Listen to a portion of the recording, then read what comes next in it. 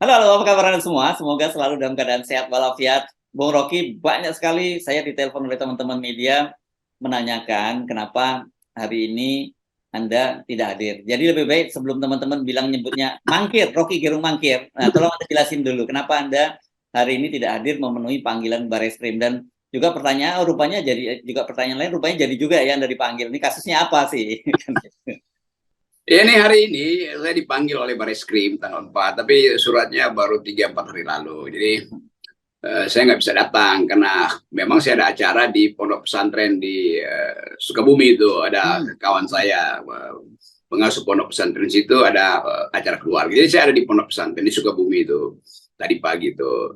Tapi lebih dari itu, dalam seminggu ini saya sudah dapat 4 panggilan. Pertama dari dari Barreskrim tentang 26 kasus yang disatukan itu. Jadi kasusnya panjang itu, bisa masuk museum record Muri ini. Jadi itu soal soal pidananya itu hari ini tanggal 4. Saya nggak bisa karena itu bertepatan dengan acara saya, acara keluarga pesantren di Sukabumi. Juga ada panggilan dari Pengadilan Negeri Jakarta Pusat, panggilan dari Pengadilan Negeri Cibinong, panggilan dari Pengadilan Negeri Jakarta Selatan. Pada berturut-turut 4, 5, 6, 7. Jadi bagaimana saya bagi waktu tuh? Apa nggak bisa mereka paham bahwa saya lagi konsentrasi soal pidana. Dan yang lebih agak unik juga, pengacara saya Haris Asrar juga lagi diadili hari ini kan. Jadi bagaimana dia bisa hadir kalau dia lagi diadili, harus membela Lengkap saya. lah. Oke.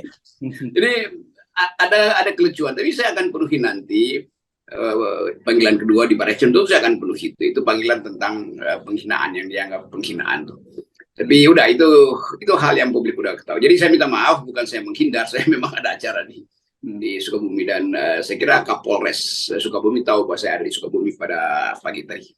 Ya, oke. Dan kebetulan yang tadi lucunya pengacara Anda, Haris Azhar, juga sedang sidang. Ya, itu lengkap lah. Aduh, benar-benar ini menurut saya ini ya, kalau tadi Anda bilang sebut itu museum record museum record masuk layak museum record yang kali ini saya kira the God must be crazy gitu saya kira anunya ya. Jadi Jadi saya mau nego dengan Mabes Barreskrim supaya jangan dipanggil di hari Senin, karena hari Senin itu hari sidangnya pengacara saya tuh. Jadi nggak mungkin itu Haris Asar dari pengadilan dia sendiri terus membela saya, itu agak absurd. ya, ya, ya, ya, ya. Oke. Jadi tolong ya jangan ditulis mangkir ya. Memang ini apa technical difficulties kayak gitu ya. Kira-kira ya. Ya, itu soal teknis aja tuh, bukan main dan datanya ada, saya pasti dipantau oleh Kapolres Sukabumi. Silakan cek faktanya. Yes, oke. Baik, jadi kasus yang Anda ini kan sebenarnya tadinya kasus delik aduan harusnya begitu kan ya Bung Rocky ya. Yang ini Ya, ada yang 24 berapa 24 atau 26 kasus Anda tadi itu? 26 laporan dari berbagai daerah disatuin. Hmm, oke. Itu kasus, jadi kasus pidana sebetulnya tuh, dan ya disangkakan soal ada yang bagian ITE, ada yang bagian undang-undang KUHP 46, macam-macam versinya, tapi semuanya itu soal pidana, sehingga saya kira masuk akal kalau Barreskrim ambil alih itu dan disatukan aja sebagai kasus, karena toh deliknya ya mirip-mirip lah tentang hal yang sudah orang ketahui, karena saya menyebut sesuatu yang dianggap menghina presiden. Ya, ya, ya. Dan itu kalau tidak disatukan gitu ada 26 kasus di berbagai Polda kan itu juga repot banget ya Anda dan saya kira baguslah dia ambil dikumpulkan oleh Barreskrim gitu sehingga tetapi saya kira mungkin Barreskrimnya juga ini kasus begini karena itu kan bahkan merepotkan Polda-Polda begitu ya. Masa 26 Polda menangani kasus Anda semua dan dengan kasus yang sama kan itu nggak lucu juga saya kira. Betul, itu demi efisiensi. Kalau digabung dengan yang perdata, pas 30 tuh, ada 4 laporan 30 ya. perdata, 26 laporan pidana, itu berarti setiap hari saya ada di satu provinsi, itu beda-beda tuh dia. Lebih baik saya kampanye aja kalau kalau bisa begitu kan, muter-muter di 20 di 30 pengadilan negeri itu. Tapi saya percaya bahwa teman-teman atau penegak hukum, polisi terutama itu paham bahwa memang karena dilaporkan harus diperiksa tuh. Tapi saya agak yakin bahwa ini kasus yang agak sumir tuh, dan nanti justru pembobotannya itu akan menyebabkan indeks demokrasi kita turun lagi itu, karena nggak ada delik sebetulnya di situ. Tapi oke, mungkin para saksi udah diminta atau banyak hal yang bisa jadi fakta baru, tapi saya akan datang dalam panggilan itu. Ya, dan kalau tidak salah ada yang sekarang sedang mengajukan gugatan judicial review ke Mahkamah Konstitusi ya, tentang pasal-pasal yang akan dikenakan. Ini kan di pasal 14, 15 itu Undang-Undang nomor 1 tahun 46 ya, ini kalau nggak salah ya pasalnya ya Bung Rocky ya. Ya itu udah keberapa kali nih pasal itu dia diajukan tuh sejak zaman di LBH, pasal-pasal itu diajukan tuh. Jadi mungkin ada novum lagi karena perubahan iklim politik, maka relevansi dari hukum itu sebetulnya udah nggak boleh ada tuh, karena KUHP baru mengambil alih justru pasal-pasal itu, walaupun belum efektif. KUHP mungkin baru tahun depan, tetapi filosofinya kan jelas bahwa itu adalah delik aduan tuh, dan sebetulnya hal-hal yang menyangkut delik aduan yang sekarang disebut sebagai penghinaan itu memang wajar ada di dalam masyarakat beradab itu menegur pemerintah tuh, bukan pemerintah yang menegur rakyat, apalagi pemerintah memenjarakan rakyat kan. Jadi nggak boleh itu dalam iklim demokrasi pemerintah memenjarakan rakyat karena dia ditegur oleh rakyat, entah itu dalam bentuk sinisme, dalam bentuk halus atau kasar, nggak boleh. Jadi pemerintah bahkan nggak boleh melaporkan warga negara kok. Pemerintah tuh punya segala. Kalau warga negara protes atau mencaci maki atau mempertanyakan dengan kasar, ya jawab aja kan. Kan pemerintah punya menteri yang bisa menjawab, oh itu saudara Rocky salah, itu saudara Haris salah, saudara Rizal Ramli salah, saudara Said Didu salah tuh. Jadi itu intinya tuh, menjelaskan. Tapi kan dianggap kan kasar bertanyanya atau kasar. Iya memang sekasar-kasarnya Anda juga bisa jelaskan dengan cara yang kasar, bahaya pemerintah gitu kira-kira. Ya, tapi kan masalahnya sekarang justru anehnya itu laporan ke Anda itu datangnya bukan dari kalangan pemerintah, dari kalangan rakyat biasa juga, atau kita sebut mungkin supaya lebih keren dari civil society juga begitu. Nah itu lebih parah lagi tuh, masyarakat sipil melaporkan masyarakat sipil dengan memanfaatkan instrumen negara kan. Itu kacau gitu kan. Jadi negara, ada pihak kepolisian misalnya terpaksa mesti proses, itu absurd. Kan masyarakat sipil diberi fasilitas untuk bercakap-cakap, itu ngapain sering lapor? Kecuali ada pidana pembunuhan atau penipuan atau segala macam. Masa perselisihan pikiran antar masyarakat sipil harus dilayani juga oleh aparat negara, itu juga ngaco juga. Iya. Dan dalam kasus Anda sebenarnya nggak ada perselisihan apapun ada dengan masyarakat sipil ya, yang karena yang Anda kritik adalah Pak Jokowi. Itu kan yang saya kira mesti kita luruskan juga. Iya, itu masyarakat sipil yang menganggap dirinya relawan Jokowi kan. Nanti legal standingnya apa relawan? 1, 2, 1.000, 200.000 kan itu poinnya kan. Masa 2 orang menganggap sebagai relawan Jokowi lalu melaporkan saya, padahal sebetulnya orang yang lain juga merasa ya kita laporin lah supaya dapat perhatian Pak Jokowi. Jadi melaporkan supaya dapat perhatian Pak Jokowi, itu motifnya kan gampang sekali itu buat dia tuh. Karena tiba-tiba dalam 1 bulan ini semua pendukung Pak Jokowi melaporkan saya. Jadi sebetulnya ini cari muka aja soal-soal. Tapi oke, lepas dari kecurigaan saya yang kelihatannya memang masuk akal kecurigaan itu, kita minta Pak polisi ya untuk memproses dengan cara yang masuk akal juga. Ya, ya. Dan sekaligus saya kira karena banyak sekali teman-teman wartawan yang menanyakan, Anda boleh kutip deh statementnya Bung Rocky. Ini kalau Anda menganggap itu penting bagi berita gitu ya, Bung Rocky ya. Tidak adil. Iya, silakan. Dan itu keterangan saya sebelum di HP saya banyak betul pertanyaan kenapa nggak hadir, ada apa, mangkir segala macam. Jadi saya bilang oke, nanti saya jawab sekaligus di FNN karena sumber FNN adalah yang paling otentik di mana saya bisa menjawab dengan kesadaran penuh. Ya, oke.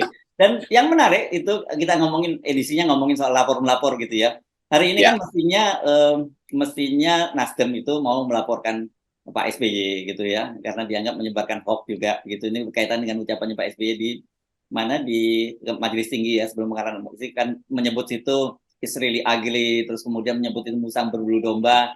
Dan menariknya itu yang mau melaporkan itu kan Bendahara Umum Partai Nasdem, Ahmad Maroni ya. Dia udah tiba di sana tapi kemudian batal. Kenapa? Karena kata dia diminta oleh Pak Surya Paloh dan juga Anies Baswedan untuk membatalkan laporan itu dan akhirnya batal. Saya kira sebenarnya gini-gini memang bagus juga. Mestinya ya memang ngapain yang begini-begini dilaporkan juga kan gitu.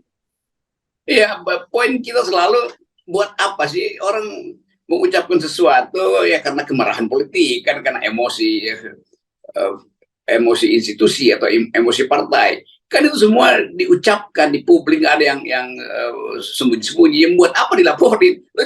Itu hak orang untuk berkeluh kesah, hak Pak SBY bahkan untuk mencari istilah yang kadang-kala dia sembunyikan dalam bahasa Inggris supaya nggak terlalu kasar. Tapi itu intinya ada kesalahan beliau tuh. Jadi udah terima aja, balasnya dengan kesalahan tuh. Jadi buat apa dilaporkan? Ini juga tradisi partai, ngapain sih ngelaporin partai itu juga nggak ada akalnya nih, saudara Syafroni atau Nasdem. Dan untung Surya Paloh atau Anies merasa ini ngapain, itu poinnya apa, mau cari sensasi apa.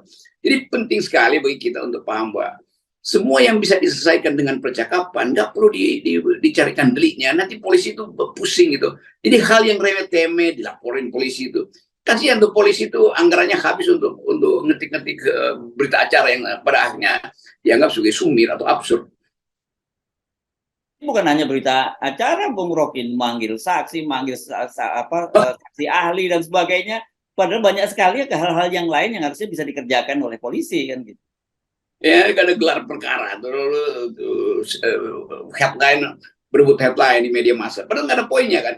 Jadi kita mau supaya ada peradaban baru bahwa perselisihan politik itu yang namanya perselisihan politik. Yes. Nggak perlu dianggap itu sebagai mengakibatkan cedera batin atau rasa ketersinggungan. Kan biasa aja tuh. Dan istilah-istilah semacam pengkhianat atau berbulu domba atau apa namanya iya, kadal berbulu kodok atau kodok berbulu kadal. Jadi semua hal yang semacam itu kita anggapnya sebagai bagian dari retorika politik, bahkan bagian dari satir politik. Jadi satir itu ya anggapnya satir.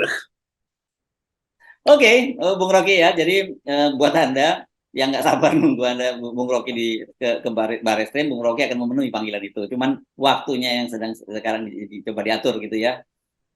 Iya, dan juga sekaligus saya